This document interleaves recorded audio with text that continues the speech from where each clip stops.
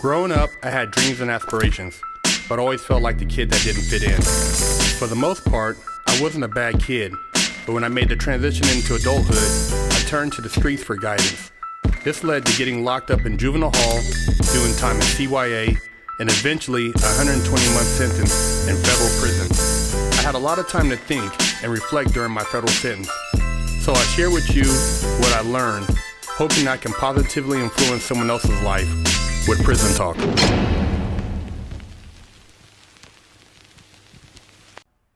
What up?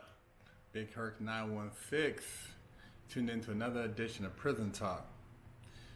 Now, you guys have seen videos on IG, on YouTube of people in prison with cell phones, contraband, getting high, doing their thing. Well, you wonder how they get that stuff into the prison. Well, there's a bunch of different ways to get it in. You have people working with people on the outside. You have guards within the prison. And then you have people like this guy right here. So we have a Charlotte man charged with trying to throw a football full of contraband over a Bennettsville prison fence. So, Bennettsville, South Carolina, a Charlotte man is behind bars himself after trying to toss a football of contraband into a federal detention facility, according to deputies. Terrence Lee Pearson, Jr., 26, has been booked into the Marlboro County Detention Center on charges of possession with intent to distribute marijuana and trespassing. He has received a $20,000 surety bond. Well, $20,000 is a good sign because that's not a high bond, which means that his charges may not be as serious as they appear on the surface. Authorities said that he was arrested on Thursday after deputies were asked to respond to a federal correctional institution in Bennettsville. Prison officials told deputies that a person was trying to throw a contraband over the prison fence. Pearson was found with a football that had cell phones, cell phone chargers, tobacco, and marijuana stuffed inside, according to the Marlboro County Sheriff's Office. The prison is a medium security facility for male inmates. Now, when you're in prison, you have your folks on the streets. And, hey man, people do what they gotta do in there to survive. But know that when you involve somebody on the street and something you're doing behind those walls, there's consequences. So if you're the one on the street helping your partner inside,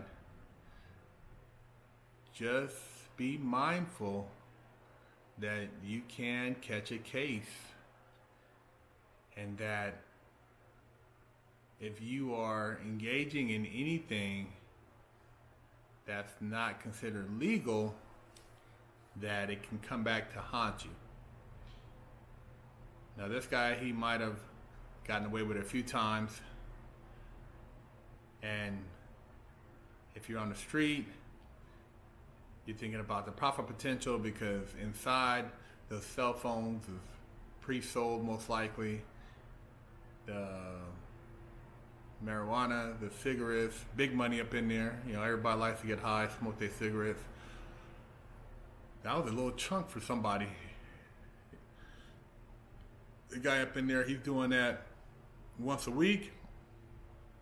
It's 80 grand a month. Balling in prison. But you're only balling to an extent because you're still in jail. You still gotta be around man butt.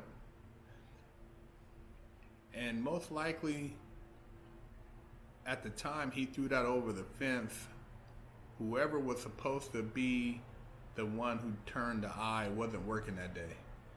Because you got other people that's involved in that. You're not gonna just randomly, I would hope, try to just throw something over the fence and not have other individuals that could look out because you got all kind of eyes in prison. Everybody's watching. People are watching what you doing. They watching, what they doing. Guards is watching. You got cameras everywhere. There's a lot involved when you're trying to do dirt in prison. And that's why when they say that the cameras weren't working that day, it's usually bullshit. It's usually bullshit. Because when they want to investigate something, they got all kind of video evidence to bring about the charges necessary. So, yeah, man. This gentleman, maybe his timing was off. Maybe his arm was sore that day. He couldn't get it over the fence. Or maybe it landed in between the fences, because a lot of these places have double, triple fences. But it only takes one person, one guard, to see something that doesn't look right, to report it. You try to make your way up out of there. They stop you. You got contraband. It's a wrap. You got a federal charge now. Now you're in there with your boy who you were trying to help out. And they're going to be questioning who was it for. And now that brings on a whole snitch factor. You put yourself in a horrible situation. You got to deal with horrible choices. But, hey, that's a trade-off when you're playing with that game, man. Watch yourself out there. Big Herc 916.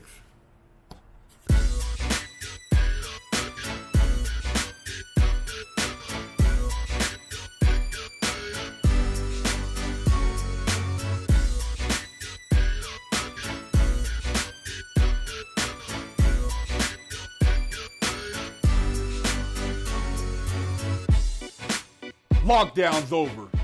Get your yard time in. Exclusively at FreshOutSeries.com.